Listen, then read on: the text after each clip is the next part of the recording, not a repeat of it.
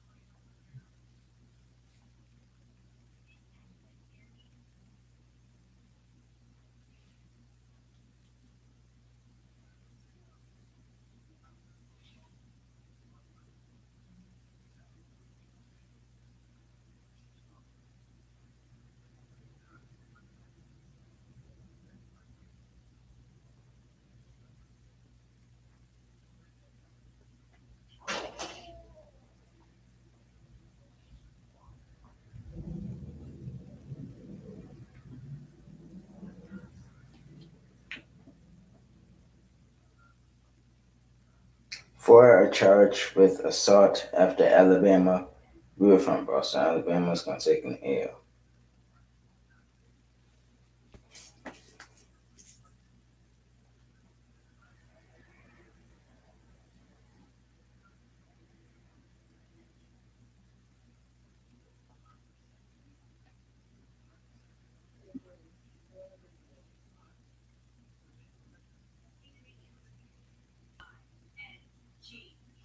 So Alabama's gonna take an L.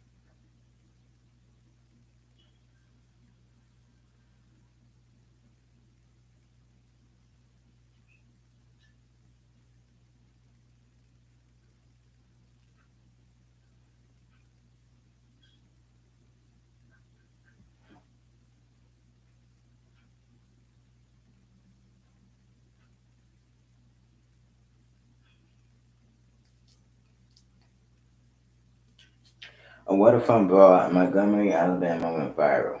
What happened and why? A large brawl broke out after a group of rowdy boaters attacked a dock worker who was trying to get them to move the pontoon so a city riverboat could dock, witnesses said.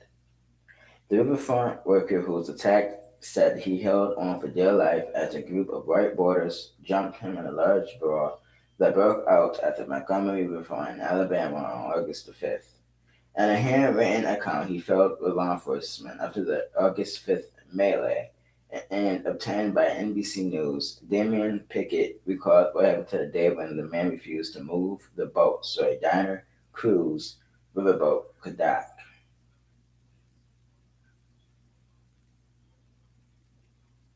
A tall, older white guy came over and hit me in the face. I took my hat off and threw it in the air. He wrote, "Somebody hit me from behind." The other. I started choking the older guy in front of me so he couldn't anymore, pushing him back at the same time. Pickett has not made a public statement regarding the incident and did not respond to NBC News requests for comment. Videos that went viral on the social media showed a group of white men attacking Pickett. The footage caused an outcry with the Montgomery mayor addressing the altercation and police issuing arrest warrants. Alan Todd, 23, and Zachary Shipman, of 25, have been charged with one misdemeanor count of assault in the third degree, a spokesperson for the Montgomery Police Department said. Another man, Richard Roberts, 38, faces two third-degree assault charges and turned himself in on August the 8th. A fourth suspect in the case, Mary Todd, 21, turned herself in on August the 10th and was charged with misdemeanor third-degree assault. So what exactly happened? Read on for a full explanation of this non-violent incident. What happened at the Montgomery riverfront? A large brawl broke out Saturday, August the 5th, shortly before 7 p.m. at the Alabama Capitol after Pickett attempted to clear a dock along the river so that the Harriet II riverboat could dock. Witnesses told NBC News the brawl was fueled by alcohol and and adrenaline, witnesses also said. When a group of rowdy boaters refused to move the pontoon at the Montgomery riverfront, they attacked Pickett when they untied the boat to make way for the riverboat, witnesses said. In a video shared with NBC News, after a group of what appears to be white men ran along the dock to attack the worker, who was black, more people joined in and appeared to defend Pickett. Other footage shared with NBC News shows people punching and shoving one another, with one person falling into the water as police struggled to contain the chaos. The riverfront is a popular destination with the park, stadium, amphitheater, and riverboat. So, what the police say about the fact? Montgomery Police Chief Dale Albert, in a news conference on August the 8th, confirmed that the group of private white boaters had attacked a black dock worker, identified as Pickett. He had been trying to move the pontoon to make way for the riverboat. As passengers aboard the riverboat, more than 200 waited at least 30 minutes. Pickett tried to get the rowdy private boaters to move. Several members of the private pontoon group then attacked Pickett, Albert said. Albert added that the police arrived on the scene at 7:18 p.m. local time, about 18 minutes after the riverboat captain had called. He said 13 people were detained, questioned, and then released. So when did the dock worker say about the incident? In a handwritten statement filed with police and obtained by NBC News, Pickett said he asked the group 5 or 6 times to move the boat. When he and a dock hand were ignored, he gave the finger. He says they untied the group's pontoon boat, moved it 3 steps to the right, and retied it to a post so the Harriet II could dock. By that time, two people ran up behind me, Pickett wrote, adding that a man in a red hat yelled, "Don't touch that boat, mother effer, or we'll beat your egg." He said the men continued to threaten him and then one of them called another man over. They both were really drunk, Pickett wrote, adding that the pontoon boat owner went viral. Started getting loud, he got to my face. "This belongs to the effing public. I told this was a city dock." That's when the brawl began. Pickett wrote, "A tall older guy came over and hit me in the face. I took my hat off and threw it in the air. Somebody hit me from behind. I started choking the other guy in front of me so he couldn't anymore, pushing him back at the same time," adding that the guy in the red shorts came up and tackled me. I went to the ground. I think I hit one of them. Sharing more recollections from the fight, he said. I can tell you how long it lasted. I grabbed one of them and just held on for dear life. Pickett was eventually helped by other people but noticed the brawl was getting out of hand. Right, and one of my coworkers had jumped into the water and was pushing people and fighting. He added chaos ensued. The riverboat had been tied to the dock, but Pickett helped passengers off the boat. He apologized for the inconvenience. They said, I did nothing wrong. I'm going to stop it there.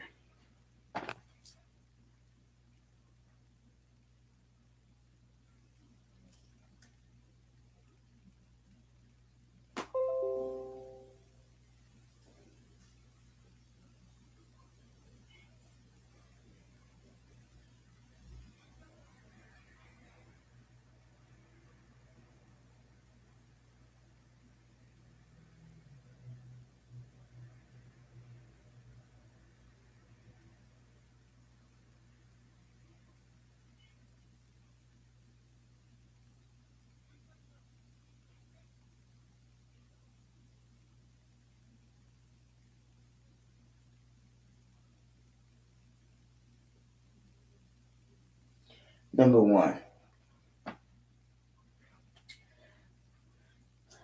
what I don't understand is that why would you get off a boat, number one, to interfere in someone else's melee and then to attack and verbally abuse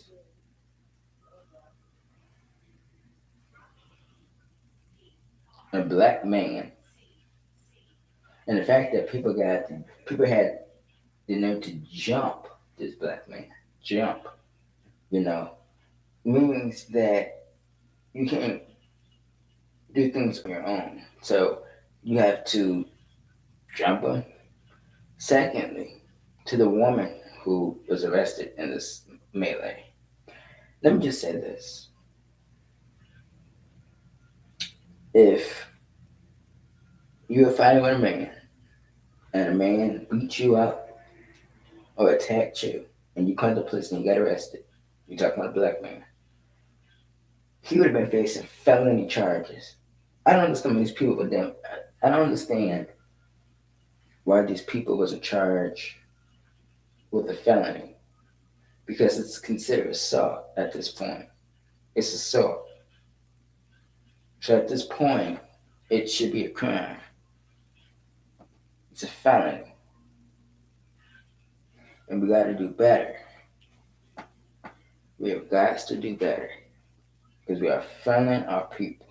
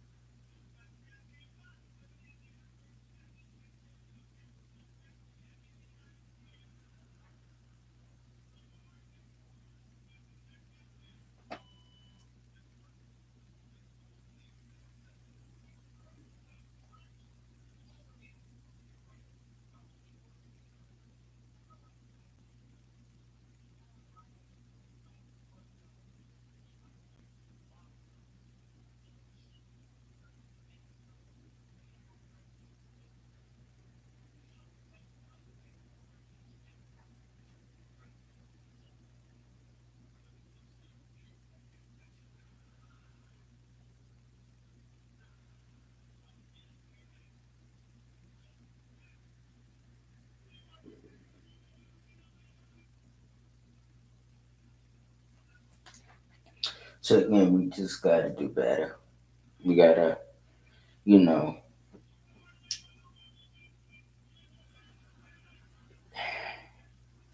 I just think Montgomery have a lot to work on. And, we gotta start talking amongst each other and stop throwing hands and causing brawls and um, brawl and stop making ourselves look stupid, you know, fighting one another. So, I don't agree with the misdemeanor charges. I think it should have been bumped to a felony. When you fight someone, that's considered assault. I don't understand they got it to a misdemeanor. But if a black person was involved in this and was arrested, it should have been a felony. So I think this Montgomery, I don't know what they're doing. This should have been a felony, and it was assault. You know, cheers. The video saw this where a man picked up a chair and was beating people with it. That's assault. That's aggravated assault. You picked up a weapon. That's a deadly weapon. You beat somebody. You could beat somebody to death with a chair. So I think that should have been aggravated assault. But again, the system is broken. So let me know if you know about that particular story down in the comment section below. Let's move on to the next story.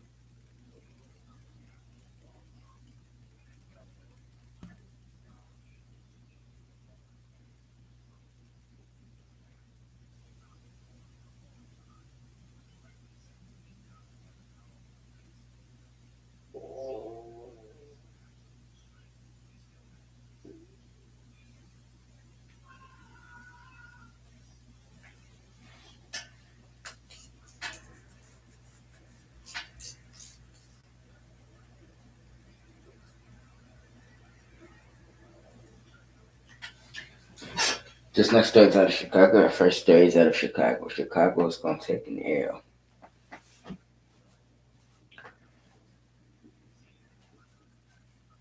Specifically, Portage Park in Chicago. A man is charged in 9-year-old girl's death in Portage Park. So,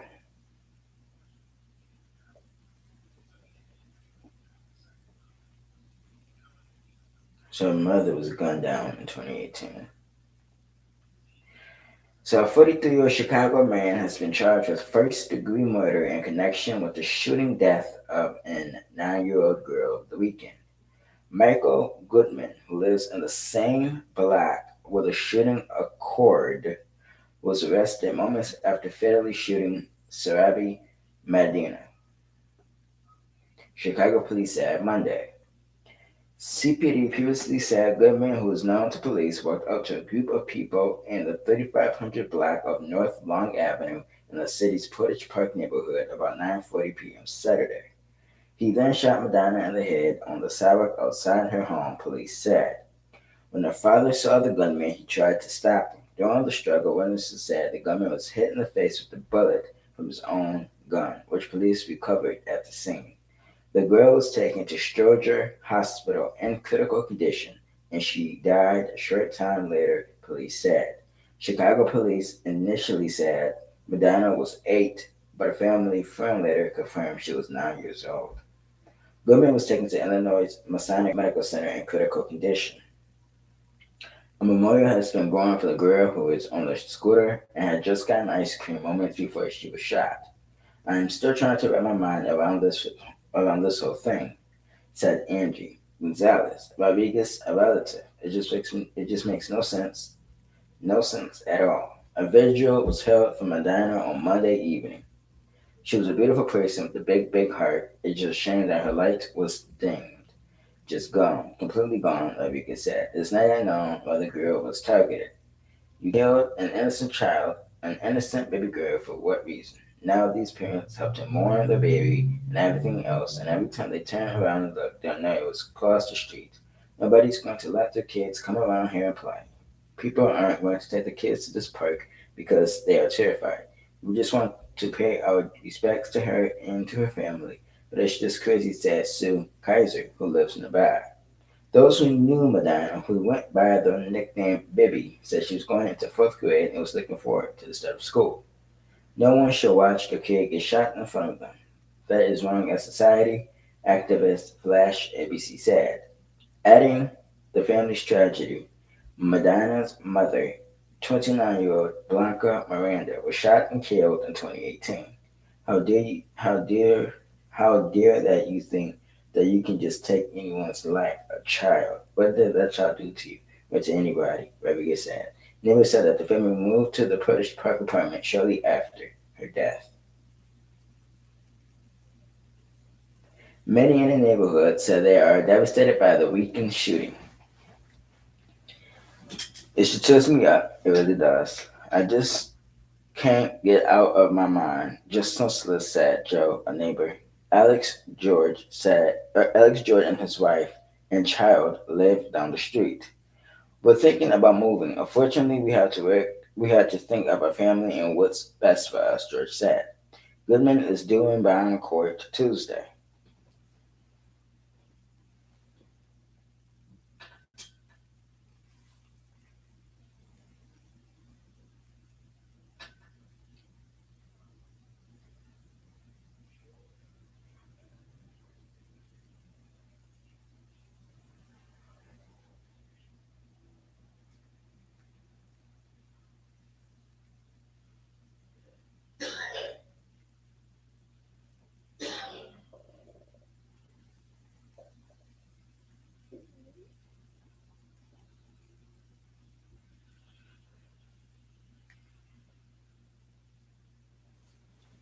Excuse me 1 second.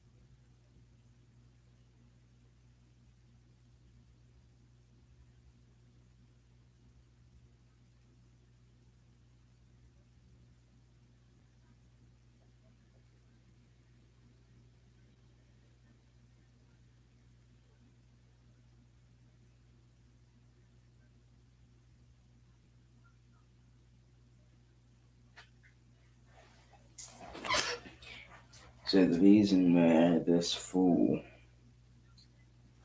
shot and killed this child because of supposedly loud noise.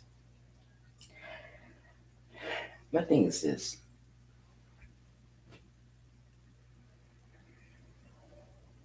what sole purpose did you make by gunning down this child? You know, you know, I don't understand how you let your anger get the best of you. Secondly,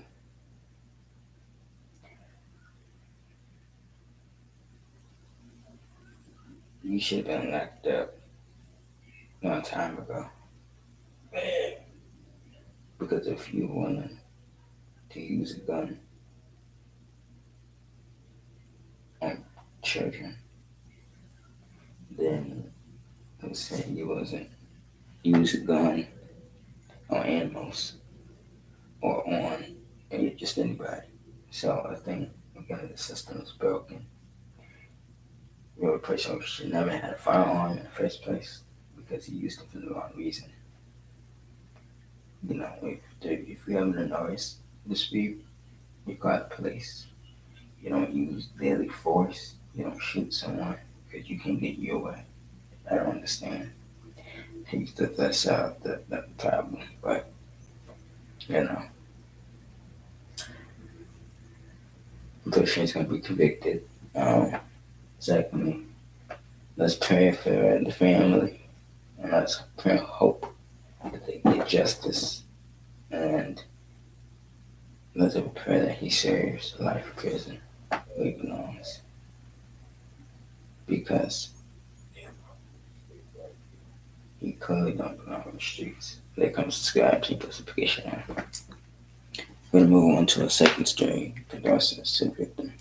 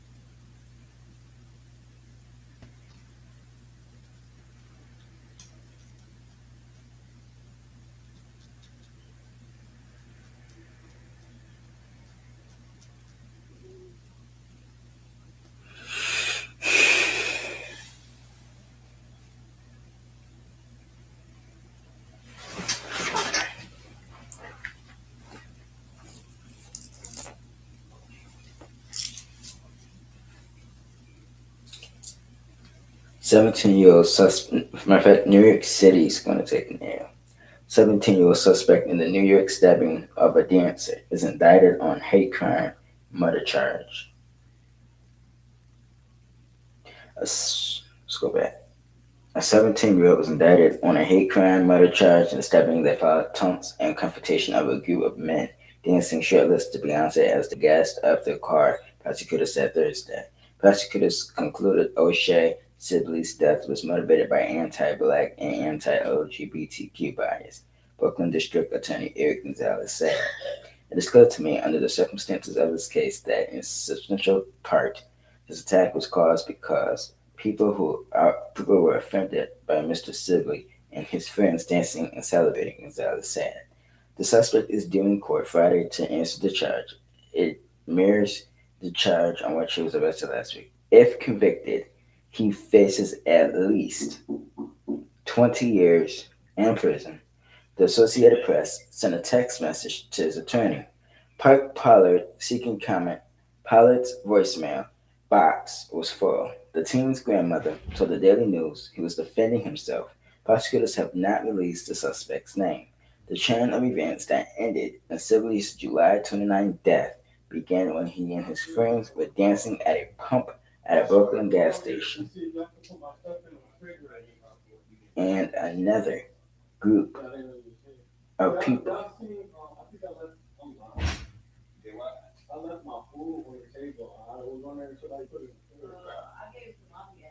began taunting them, authorities said. Security camera video showed the two groups arguing for a few minutes. Both sides walked away, and the sibling and a friend returned and confronted one of the others, who had stayed behind recording on his phone. In the video, sibling 28 could be seen following that person and then lunging at him before the two disappeared out of the camera's frame. A moment later, Sibley walked backwards into view, checking his side, then collapsed to the sidewalk. What the video shows is that Mr. Sibley was rightfully in a position to speak out and protect himself and his friends from anti-gay and anti-black slurs, and that what occurred after that was a crime, said Gonzalez, a Democrat. He noted the Sibley and his friends were unarmed. Defending yourself from the anti-gay or anti-black comment, arguing black is not a cause for someone to take a weapon and do what was done in this case. The prosecutor said he added that he was confident the charges would be proven at trial. Sibley performed with the dance company Philadelphia in his native Philadelphia in New York and took classes with an Auburn Alley American Dance Theater Ally Extension program. He used to dance to celebrate his LGBTQ identity in works such as Soft, A Love Letter to Black Queer Men, choreographed by Kamar Jewel. About 200 people attended Sibley's funeral Tuesday at a historic opera house in Philadelphia. His death has prompted an outpouring of tributes from politicians and celebrities, including Beyonce and filmmaker Spike Lee. My thing is this: how can you judge a person because of what they are? That's number one. Number two,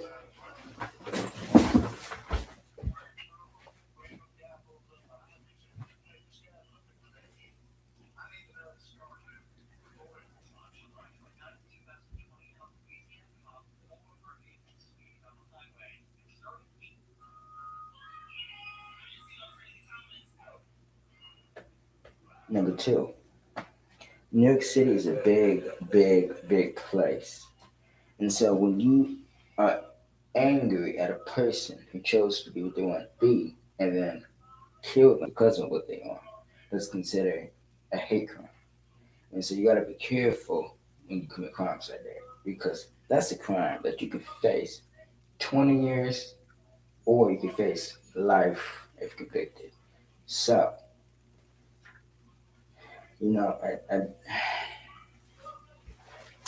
because someone dances to Beyonce in New York City, that gives you right to gun him down. You know, you gotta do better in the community. You gotta start accepting people for who they are and not for what they is. And so when you take matters into your own hands, there are consequences for your actions. Let me know down in the comments what you think about this particular story. And let me get his his name again.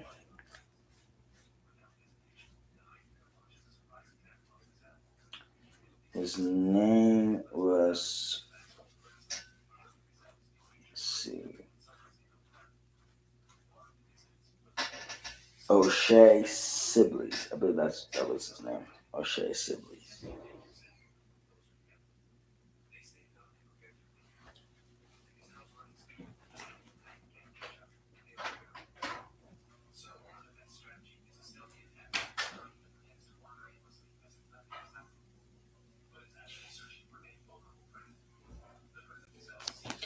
This next story is crazy.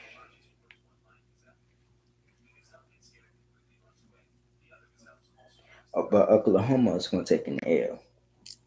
So we're on story 3 out of 6. Oklahoma mother kills all 3 of her children. Let me pull that up. Let's talk about it.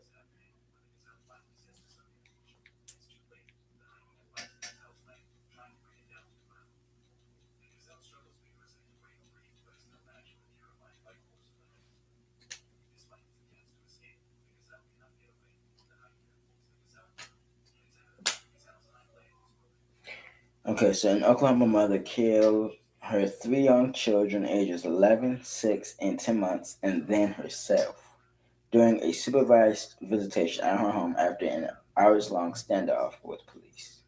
This happened on July 22nd of 2023, so it happened last month. So let's talk about it.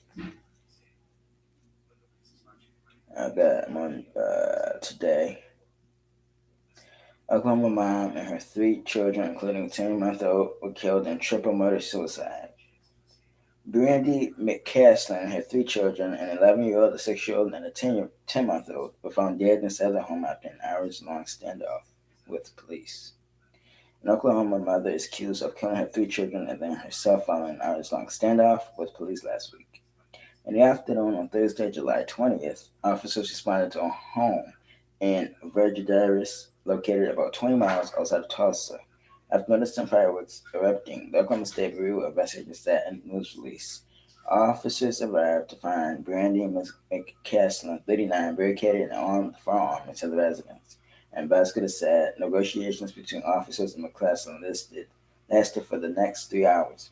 Following no response from McCaslin, officers entered their homes and found the mother and her three children, an 11-year-old, a 6-year-old, and a 10-month-old, dead, according to the news release. Investigators said it was determined that McCaslin shot all three kids, then herself. The Virginia Police Department and Oklahoma State Bureau of Investigation are currently working together to investigate the case. Virginia Police Chief Jack Shackelford told Tulsa World that a woman trapped in the garage had been shooting at Roman candle fireworks through the window to attract attention for help. According to Shackelford, the woman had brought one of the children to the home for a supervised visit when McCaslin pointed a gun at her and took the child. She then locked the woman and two of the children who were with the woman into the garage. The woman and two children were able to escape with help of police, Shackelford said. Belly Jacobson, father, one of the children, shared their Facebook post July 20th, writing that the four were dead and sharing two photos. Please keep us in your prayers. He captioned the photos with a crying emoji. Brandy McCaslin dead in murder suicide with all three kids. Billy, no, Noe. Noel, Bryce, and Brandy have all passed. One,